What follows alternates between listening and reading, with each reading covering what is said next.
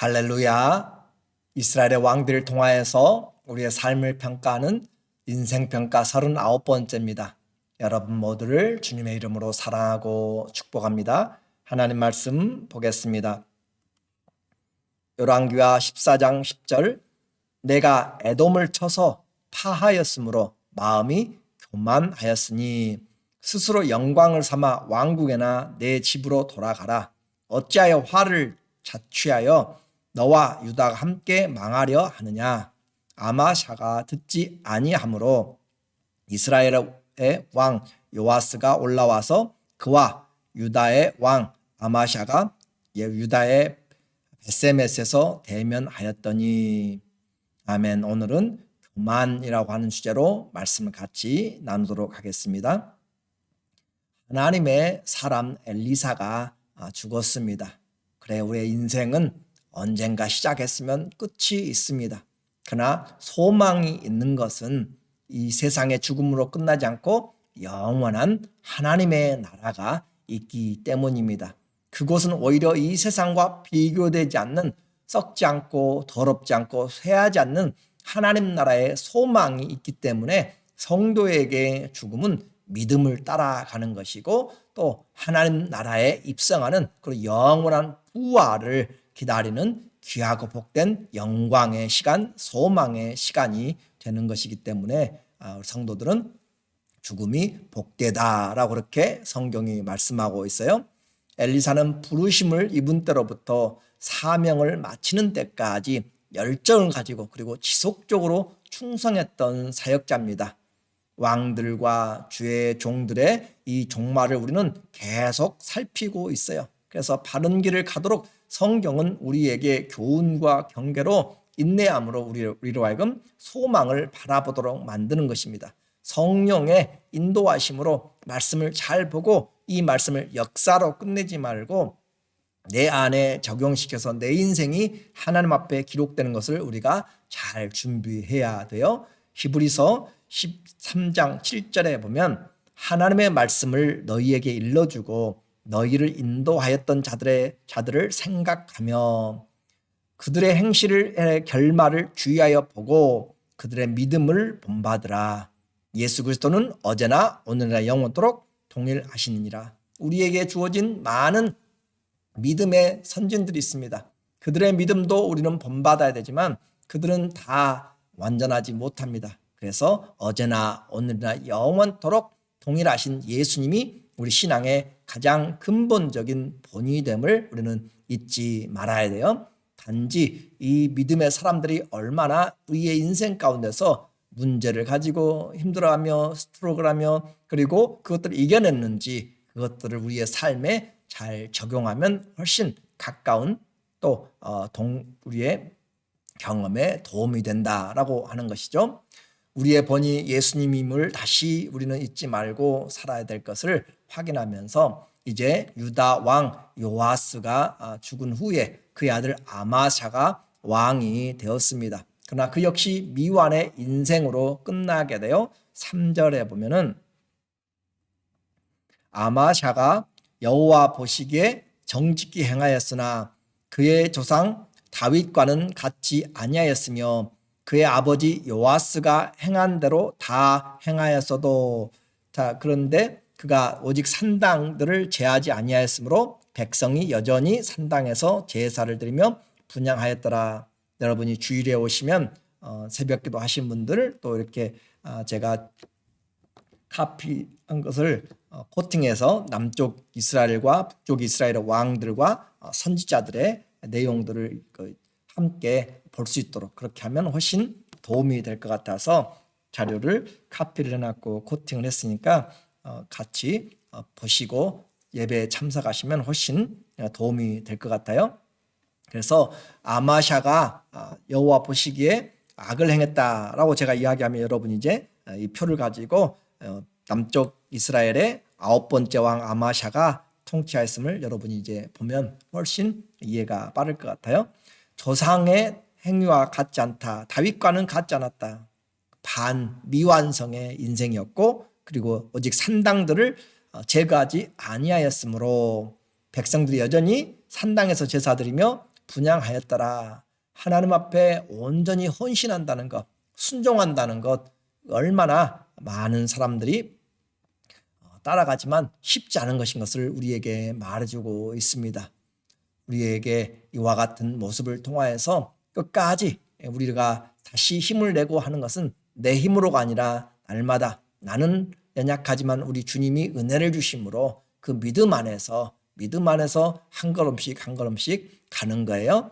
이렇게 해서 이 아마샤의 인생을 이제 보게 되면 그가 에돔과의 전쟁을 하게 되었습니다.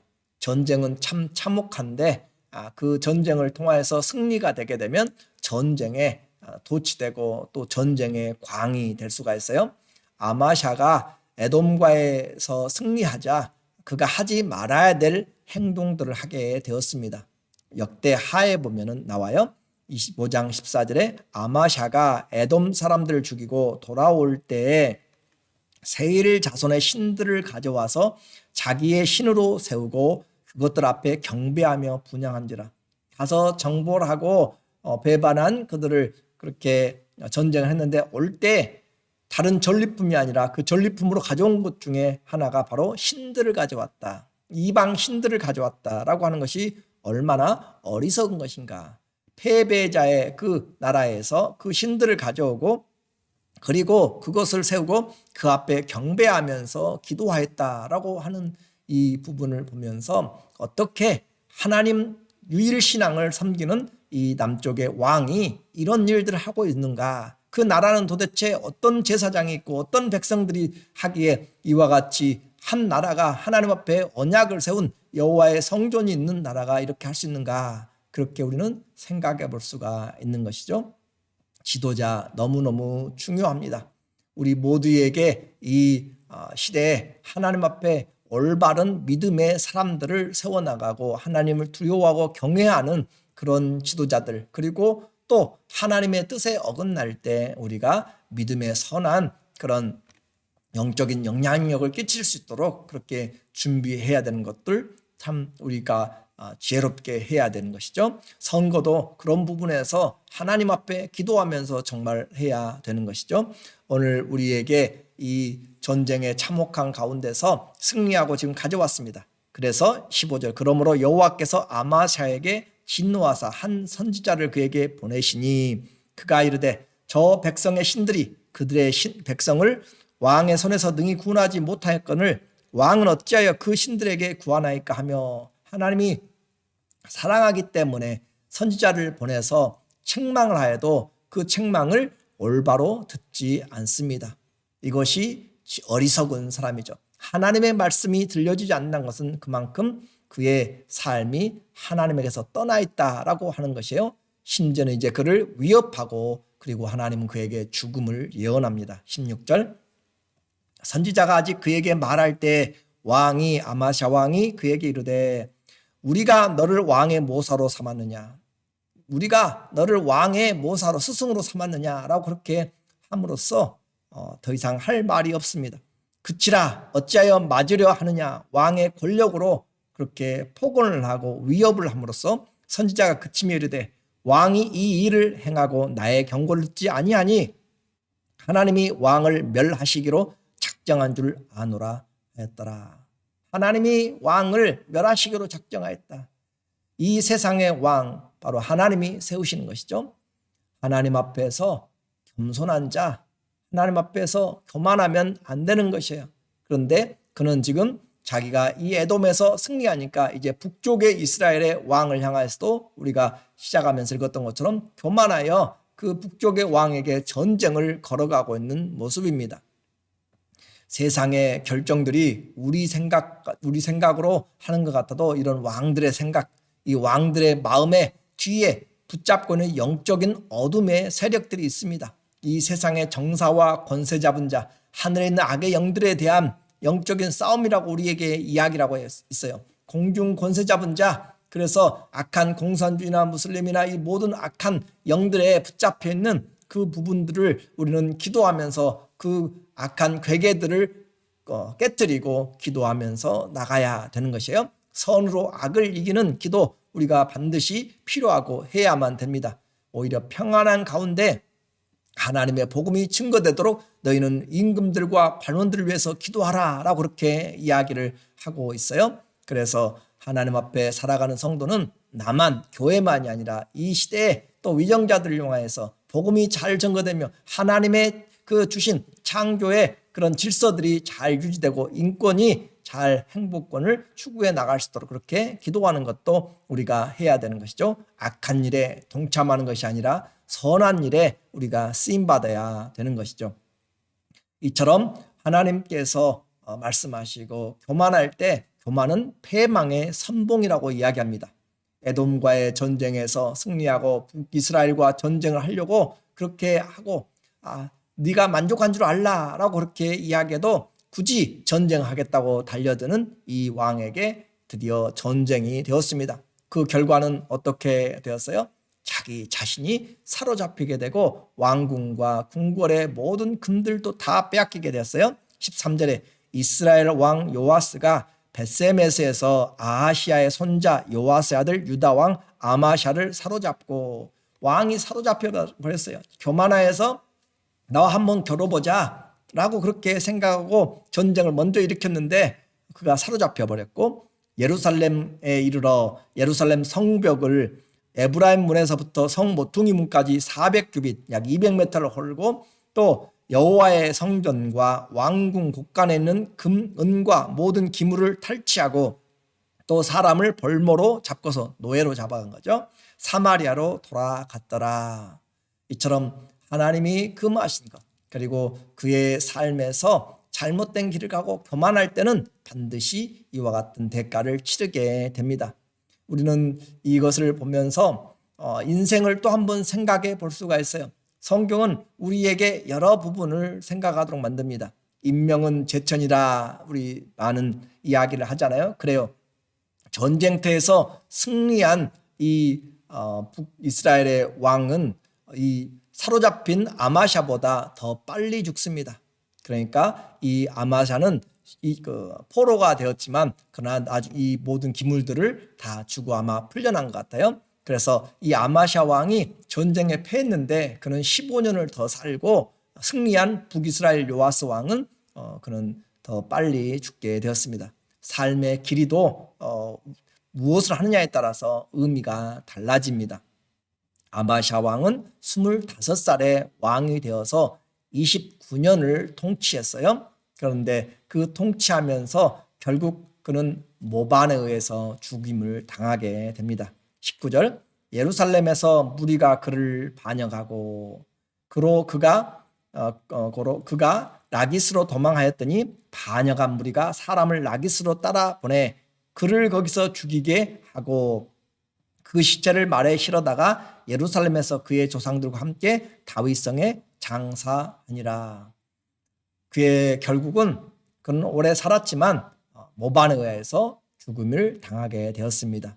아마샤의 인생의 전환점은 무엇이었어요? 초기와 또 후기로도 나눠질 수 있는데 에돔과의 전쟁에서 하나님의 힘으로 승리하였어요. 맨 처음에는 이 에돔 전쟁을 해서 북이스라엘과 연합하여서 치려고 그렇게 계획을 했어요. 그런데 하나님의 선지자가 말합니다.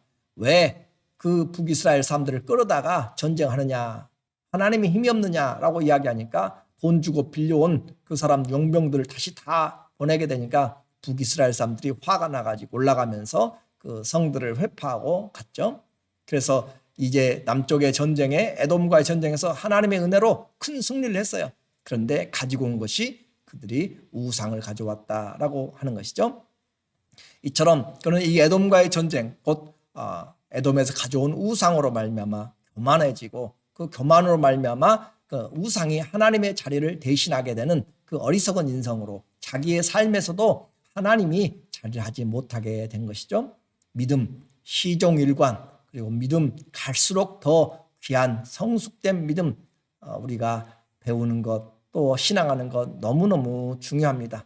그냥 나이 드는 것으로 만족하지 마시고 하나님 앞에서 우리가 처음보다 나중에 인애가 더 크도다라고 하는 것처럼 야곱이 눈이 어두워도 하나님과의 관계가 깊어가는 것처럼 오늘 우리도 성숙해 가면서 믿음 안에서 더 겉사람은 우리가 약해지고 후패하지만 속사람은 날로 강하도다라고 하는 은혜가 있어야 될 줄로 믿습니다. 북이스라엘의 이 요아스가 죽고 그의 아들 이제 여로보암이 왕이 돼서 41년을 치리했습니다. 41년 긴 세월이죠. 그런데 그의 인생의 평가 역시 성경은 악하다라고 이야기해요. 유다 왕 요아스의 아들 아마샤가 15년에 제15년에 이스라엘 왕 요아스의 아들 여로보암이 사마리아에서 왕이 되어 41년간을 다스리니라. 이 여로보암, 저 첫 번째 있던 여로보암과 비교하여서 다르게 표현하기 위해서 제가 2세라고 이야기했고, 여로보암 2세가 이제 왕이 되었습니다. 그리고 그의 인생 41년간을 다스렸는데 그에 대한 평가, 여호와 보시기에 악을 행하여 이스라엘에게 범죄하게 한 느밧의 아들 여로보암, 이 여로보암이 바로 1세죠. 여로보암의 모든 죄, 어떤 죄였어요? 예루살렘을 못 가게 하려고 베델과 단에 금송아지를 세우고 제사장들, 레위 지파가 아닌 일반 제사장들 세우고 또 절기를 바꿔버리고 그렇게 산당을 만들어가지고 우상을 숭배하게 만들었던 그 문을 열어버렸던 사람이죠. 그의 모든 죄에서 떠나지 아니하였다. 41년 하나님이 이스라엘, 많은 북이스라엘에 힘들고 어려운 아람이 통치를 하고 전쟁하고 자꾸 그랬잖아요. 그 불쌍한 것을 생각하여서 하나님께서 그곳에 하나님의 은혜를 주시고 그렇게 해서 이 여로보암 시대에 경제적으로 군사적으로 이스라엘의 전성기가 되었습니다. 북이스라엘의 전성기 바로 이 여로보암 2세 때 정말 황금기라고 할 수 있을 정도로 이 광대한 토지와 땅과 또 솔로몬 시대에 다스렸던 저 북쪽의 하란에서부터 또 남쪽에는 이 아라바까지 그렇게 많은 땅들을 차지하면서 전성기를 했어요. 그 부강한 은혜를 하나님이 주셨는데 26절에 이는 여호와께서 이스라엘의 고난이 심하여 매인자도 없고 노인자도 없고 이스라엘을 도울 자도 없음을 보셨고 여호와께서 또 이스라엘의 이름을 천하에서 없이 하겠다고도 아니하셨으므로 요아스의 아들 여로보암의 손으로 구원하심이었더라. 그렇게 해서 이 여로보암을 통하여서 아람의 손에서 또 적들의 손에서 구원하고 큰 힘을 주어서 광대한 나라 또 많은 경제적인 부요함을 이루게 되었는데 그의 결과는 하나님 앞에 돌아오지 않고 또 악한 일을 행하였다라고 했습니다. 오늘 영적으로 이 사람들은 부하기는 이제 했어요. 그런데 이 우상을 숭배하게 되었고 물질의 노예가 되었고 또 극심한 성적인 타락으로 인해서 부패되어 버린 그런 모습이 되었습니다. 하나님은 이 시대에 우리 여로보암 2세 시대에 요나 선지자가 활동하였고 또 호세아 선지자가 활동하였고 또 아모스 선지자가 활동하면서 그들이 외쳤던 것은 정의를 물처럼 공의를 하수처럼 그렇게 공의가 있는 사회, 하나님의 공법, 질서가 흐르는 사회 그렇게 만들라라고 그렇게 이야기를 했죠. 아주 빈익빈, 부익부 그렇게 나눠지면서 되어버린 그 시대를 우리에게 지금 말해주고 있는 사회 개혁의 메시지들을 이야기를 하고 있습니다. 잘 사는 것이 공의로운 것이 아닙니다. 오늘 하나님 앞에서의 삶, 인생의 삶을 살면서 교만함으로 끝까지 신실하게 가지 못하고 중도에서 바꿔져 버린 인생들을 보게 되었습니다. 우리는 하나님의 말씀과 자기 인생과의 전쟁이에요. 내가 말씀을 가지고 끝까지 하나님을 신뢰하는가 아니면 내 마음의 우상을 내가 원하는 걸 가지고 살아가는가. 왕된 사람들의 의무가 하나님 앞에 다시 들려져야 됩니다. 신명기서의 말씀을 통하여 17장 18절에 그가 왕위에 오르거든 모세를 통하여서 하는 말씀입니다. 이스라엘의 사람이 왕위에 오르거든 이 율법서의 등사본을 레위 사람 제사장 앞에서 책에 기록하여 평생에 자기 옆에 두고 읽어 그의 하나님 여호와 경외하기를 배우며 이 율법의 모든 말과 이 규례를 지켜 행할 것이라. 왕의 본분입니다. 말씀을 옆에 두고 읽어서 하나님 경외하기를 배우고 또 그 말씀을 순종하라. 그리하면 그의 마음이 그의 형제 위에 교만하지 아니하고 오늘도 이 교만하여서 그렇게 아마샤가 전쟁에서 포로로 사로잡히고 그렇게 했잖아요. 또 살인당하고 살해당하고 그런 것처럼 교만하지 아니하고 이 명령에서 떠나 좌로나 우로나 치우치지 아니하리니 이스라엘 중에서 그와 그의 자손이 왕위에 있는 날이 장구하리라. 하나님의 말씀 안에 나라의 안정이 있고 그 말씀 안에 장수가 있고 은혜가 있습니다. 오늘 우리의 남은 인생에서도 우리도 하나님의 약속을 붙잡고 우리가 그 약속 안에서 순종할 때 주의 말씀을 주야로 묵상하는 자에게 하나님께서 시절을 좇아서 시냇가에 심어진 나무가 철을 따라 열매를 맺는 것처럼 오늘 우리의 길도 형통하게 되고 의인의 길은 여호와께서 인정하시나 악인의 길은 망하리로다. 오늘 주의 말씀을 가까이 하고 그 말씀으로 하나님 경외하기를 배우고 그분으로 인하여서 그 말씀에 순종하는 것으로 한 번 더 나감으로 우리와 우리의 자녀들과 또 우리의 삶이 주 안에서 때를 따라 많은 열매를 맺는 복 있는 자는 여호와의 말씀을 묵상하여서 열매를 맺고 하나님이 인정하는 그런 의인의 삶으로 살아가시기를 예수님의 이름으로 축원합니다. 아멘. 기도하겠습니다. 하나님 아버지, 우리의 삶을 돌아볼 때 수많은 믿음의 사람들을 봅니다. 나는 어떻게 잘 살아가고 있는지요. 교만하지 않게 하여 주시고 끝까지 겸손하게 하시고 열심을 품고 주를 섬기고 열심으로 뜨겁게 서로 사랑할 수 있는 데까지 주님 우리를 인도하여 주시옵소서. 우리에게 주어진 범사가 하나님의 선한 일을 위하여서 쓰임받도록 주님 도와주시고 나만이 아니라 이 나라 민족과 열방의 지도자들을 위하여서 선한 가운데 복음이 전거되도록 하나님께서 위정자들을 주님 긍휼히 여겨주시고 또 우리의 자녀손들이 믿음의 뿌리를 내리고 견고하게 서 나갈 수 있도록 하나님 함께하여 주시옵소서. 주와 동행하는 것, 주의 말씀을 묵상하는 것 능력이 되게 하여 주시옵소서. 일평생 말씀을 붙잡고 하나님 사랑을 배워가는 귀한 은혜가 있어서 인생이 복되게 하여 주시옵소서. 예수님의 이름으로 기도드립니다. 아멘. 일평생 주의 말씀을 옆에 두고 하나님 경외하면서 하나님 앞에 동행하는 그런 살아가는 귀한 하나님의 사람들, 축복받는 하나님의 자녀들 되시기를 예수님의 이름으로 축원합니다. 감사합니다.